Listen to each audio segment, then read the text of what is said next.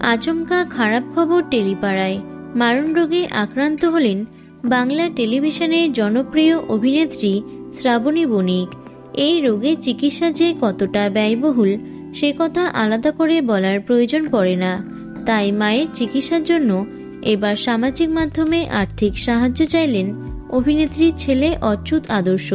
Bank account এবং QR code share করেছেন তিনি। ফুসফুসের ক্যান্সার এবং মেটাস্টেসিসে ভুগছেন অভিনেত্রী।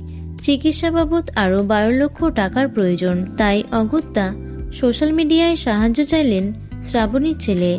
তার পোস্টটি সামনে আসতেই অভিনেত্রীর করুণ পরিস্থিতি সকলের নজরে এসেছে। অচ্যুত জানিয়েছেন, মানুষের অল্প সাহায্যও এই মুহূর্তে তাদের কাছে অমূল্য। কেউ 50 টাকা, কেউ 100 টাকা, কেউ বা আরও বেশি, যতটুকুই হোক, প্রতিটা দানই তার মায়ের চিকিৎসা আরও এক ধাপ এগিয়ে নিয়ে যাবে। মানুষের ভালোবাসা, প্রার্থনা আর সহযোগিতায় এখন অভিনেত্রীর লড়াই করার একমাত্র শক্তি হয়ে উঠতে পারে।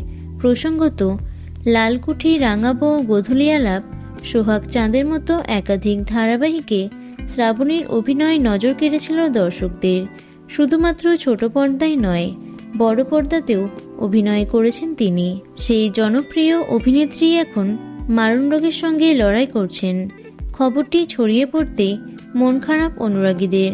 সকলেই তার আরোগ্য কামনা করেছেন। যারা অভিনেত্রীর চিকিৎসায় সাহায্য করতে চাও তারা অচ্যুতের শেয়ার করা লিঙ্কে গিয়ে সাহায্য করতে পারো। তো বন্ধুরা, ভিডিওটি এটুকুই। টলি দুনিয়ার অন্যান্য খবর পেতে চ্যানেলটি সাবস্ক্রাইব করতে পারো। ধন্যবাদ।